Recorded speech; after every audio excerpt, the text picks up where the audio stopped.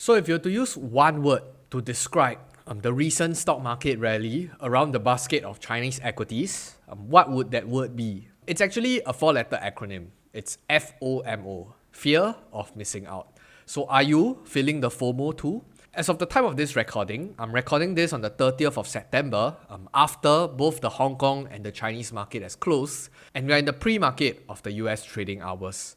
And this headline just hit Reuters, and I quote, China's benchmark stock index posts biggest daily gain since 2008, unquote. So can you resist the temptation of not looking into the Chinese stock market? And of course, this comes on the back of a 3+ to 4 years long bear market. I think one of the main driver of this feeling of FOMO is really David Tepper that went on to CNBC. So I'm just going to play a very short clip and we'll talk more about what he has to say. I'm just thinking of your positions. Alibaba was a huge position. You really loaded up in the first quarter. You cut back, I think, in the second quarter. What are you doing now? Did the China moves over the last few days, but just because you were saying in the past you wouldn't go more than 10 or 12%, or the most recent things we've seen are that you have about 12% of Alibaba. Does that mean you put those aside and you would own even more than that? As I said, the value at risk model is what I sleep at night. I went over that limit on the Fed announcement, okay, in the last week. I went more when they said a day or two ago on their Fed. And last night, I did more. Just Alibaba, or are you talking JD, Baidu, PDB, the two Chinese ETFs, everything China? ETF, how we do futures, right? Everything. Listen, a long time ago in 2010, I think I said everything. And you would say everything. I remember when you said everything. And you know what's good? You were right. Everything. Okay, because I will then, my newfound limit, which might have been twice my old found limit. 25%? You said 10 to 12 is double. 20 to 24%. So I'm not going to say what it is. Is the limit 25? I will have another newfound limit, okay, in a pullback, okay, if I see these absolutely be implemented. Because, again, you can look at these names, and you're talking about single-digit PE multiples with double-digit growth. But you think there's wait a second. Yeah. This is the other thing. You have some of these stocks with 50% cash, 20% cash, 30% cash, and that cash, depending how the Chinese currency goes, maybe if the Chinese currency is really strong, they'll want them to buy back. Okay, so David, let me ask you They're this. asking, did you see this thing? Buying back stock, when companies buy back their stock. Right, but you're a hedge fund. How do you hedge your risk? What's the counter bet that you put on that, just in case? You know what? I'm sitting here in a suit. My counter bet is that I don't care. Maybe because I don't sit here in a suit, that's why I have to care. So here's a very quick summary of what Tepper has to say. He said that the value at risk model is what I sleep at night. He went over the 10 to 12% limit per position after the US Fed announcement and went more into some of these positions after their Fed announcement, which is the People's Bank of China, after they talk about many of these stimulus measures and how they're going to resuscitate the Chinese economy. So a famous quote that was snipped out from that interview was that he's overweight everything he said that is China related. Very similar to what he said back in 2010, right after the period of the global financial crisis meltdown. So he did add on, saying that he would like to see a pullback so they can load up more on his newfound limit. And previously, you know that he said that he has a hard cap of a 10 to 12% position on individual companies. And right now, he's comfortable doubling the newfound limit to 20 to 24%. If he sees these different measures being implemented. So when you look at some of these individual Chinese names, they're still dirt cheap. Some even holding 20 to 30% of their cash and their balance sheet as the market cap. And one of the classic clips that went viral was when he was asked, how do you hedge? And he said, I'm sitting here in a suit and my counter bet here is I don't care. So similarly, when you talk about anything China related, you have two groups of investors, one on the bullish camp, one in the bearish camp. And of course, people in the bearish side of the camp said that Tepper is priming an epic Chinese equity pump dump. There are so many dumb China bulls, it's remarkable. So here's David Tepper's history with Alibaba. In early 2021, Baba was his top 8 position. And right after that, I think 2 quarters later, he exited his entire position. So he did not really touch any of these Chinese names until the second quarter of 2023, where he started swinging big onto Alibaba. And right now, I think in Q1 and Q2 of this year, it was his largest position. And Alibaba, I presume, in his latest quarterly filing in Q3 of 2024, would probably still be his largest position. Similarly, when you look at Pinduoduo, he added into his Pinduoduo position in Q3 of 2023, and for Baidu in Q2 of 2023. So he really loaded up the bag on many of these Chinese names in the earlier part of this calendar year. So you can tell that he's positioning his portfolio a lot earlier compared to many of the retail investors. So when you see investment managers like himself going onto a platform to top up his book, basically to tell people that, oh, this is an opportunity of a lifetime, you want to be very, very clear where is the incentive. He already bought into many of these positions 2 quarters back at an extremely low price. Today, if you were to apply his so-called value at risk model, I'm not too sure whether it will kick back the similar amount of risk-reward profile as he has seen in some of these Chinese names in the earlier part of this calendar year. So just know at the back of your mind that he has a vested interest. And in my previous video that I uploaded a few days back, where I'm basically just outlining my thoughts around the new stimulus measure and how I look at some of these Chinese names, once I uploaded, I came back to the video, I guess 16 minutes later, and out of 5 comments that I've received, 3 of them are negative. You have people saying that just wait, down 15% next week. Don't be too happy yet, it's the David Tepper effect. Or don't count your eggs before they hatch. And I think it's quite clear for some of them who commented, they probably didn't even watch through the video. Because I'm not taking a victory lap in that episode, but instead highlighted the potential issues and problems with regards to the stimulus measures. And I think it's safe to say that many people are skeptical about this bull market. But do you know what not to be skeptical of? Just a quick plug for Seeking Alpha, they're going to raise their premium membership rates to $299 per year on October 1st. And I'm not too sure when this video will be uploaded, but it will definitely be less than 12 hours before October 1st comes. So for new subscribers to Seeking Alpha, you get a 7-day free trial. If you don't like the platform, you can always just cancel it. And for those of you who lock in a subscription rate, it will be at the discounted price rather than the $299 retail price. So Seeking Alpha has been a great platform for my own investment journey. It's basically a community-driven platform designed for investors, where you see people from both sides of the aisle arguing for their case, and you really get access to very deep level of research. More importantly, I've also learned a great deal from the different contributors on the platform. And also, you get premium features such as their in-house screener, 10 years worth of financial data, market trends and their momentum indicators, and so much more. And in less than 12 hours, I think you should just lock in the rates, be a new subscriber, try the 7-day free trial first. If it's not for you, I think you can just cancel thereafter. And also, just a quick plug for Moomoo Singapore. For new users, you can now take advantage of their starter kit worth up to 1,000 Singapore dollars. All you have to do is to just fulfill a few simple requirements, such as depositing a minimum amount and completing a few buy trades, and you'll get stock bundles with a maximum reward of $567. And more importantly, with rates coming down, some of you are looking for alternatives to park your free cash. So if you complete your first subscription with Moomoo's Cash Plus, you can get 6.8% per annum guaranteed returns for the first month. So do check it out, links will all be in the description below. Here's a summary of basically what Chinese stock market bears have to say.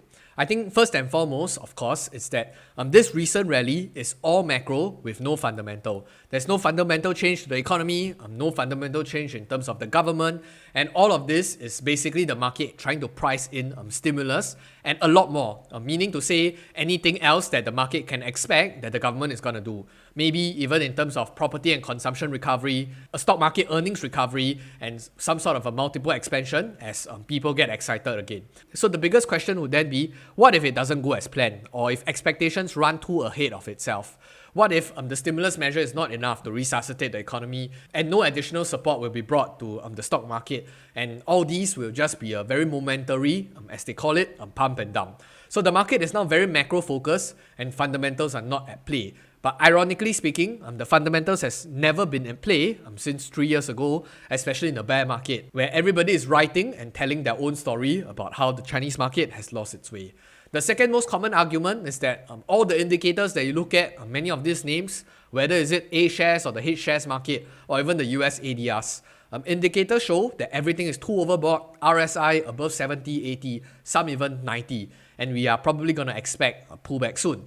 So what goes up fast must probably come down fast too. And it feels very much like a short squeeze. And as traders close out their short position, there will no longer be this so-called short squeeze. It's of course this risk factor of Chinese-related stocks, they're still present. What changed? Nothing much except animal spirits. Investors, traders, speculators are getting excited again.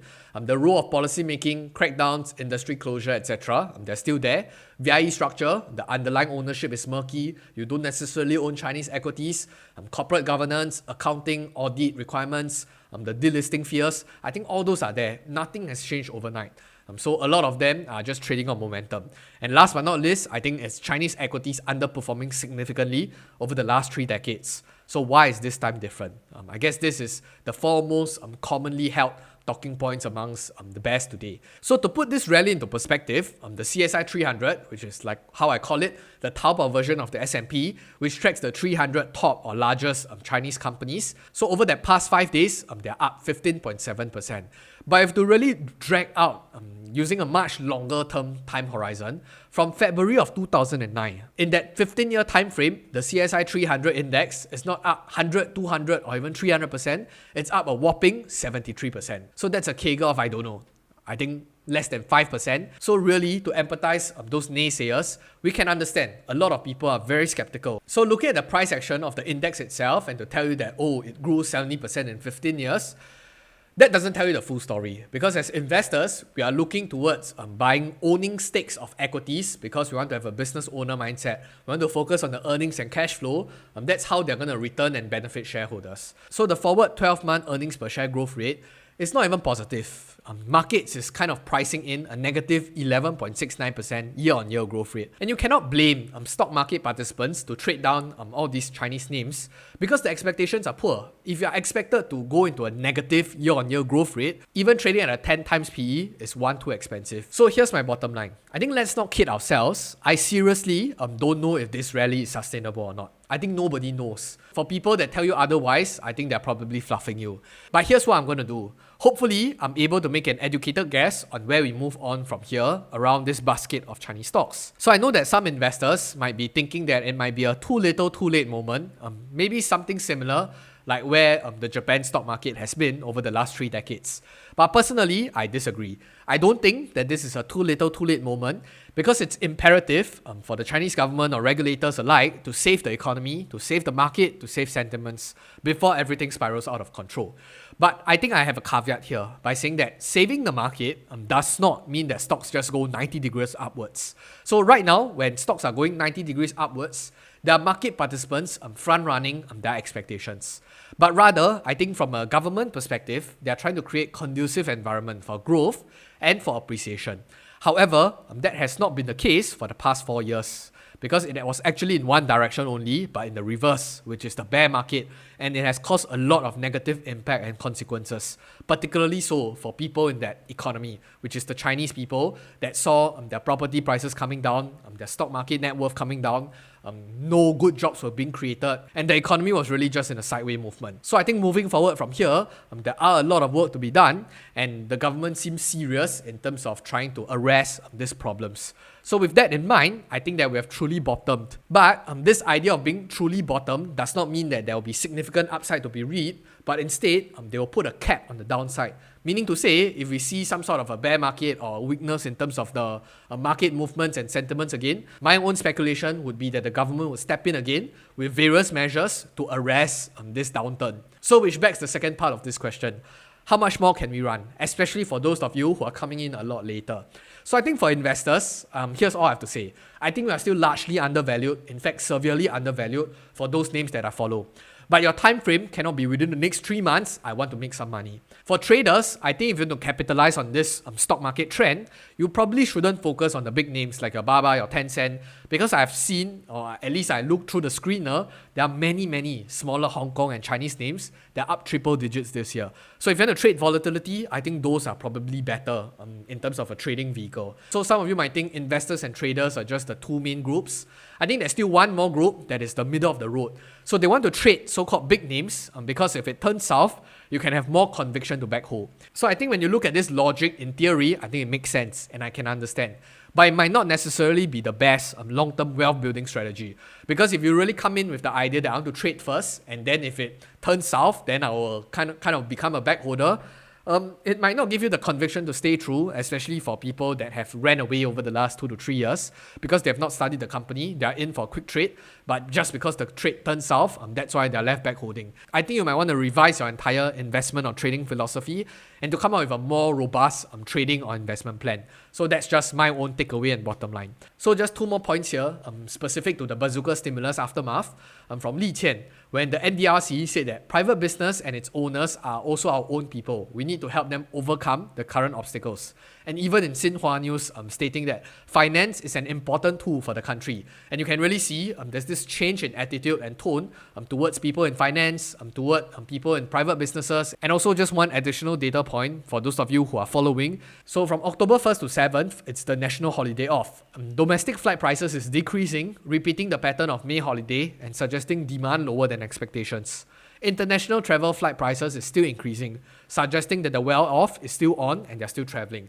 So the government is forecasting 0.7% year-on-year for the number of travelers. So I think just take this as you do, and from my own personal opinion, I think we're just still at round 1 of how the Chinese government is looking towards saving the economy and saving the stock market. So I think I just have 2 comments for 2 different groups of people. I think for the first group, for those of you who have been back holding Chinese equities, holding steadfast your conviction, just buying up and taking advantage of the position, I think you have a long due congratulations and appreciation. And to the other group of investors that are skeptical, that are bearish, or whoever it is, I think I can just say I'll see you guys on the moon. And hopefully, I think we'll see better price discovery in the Chinese market from here on.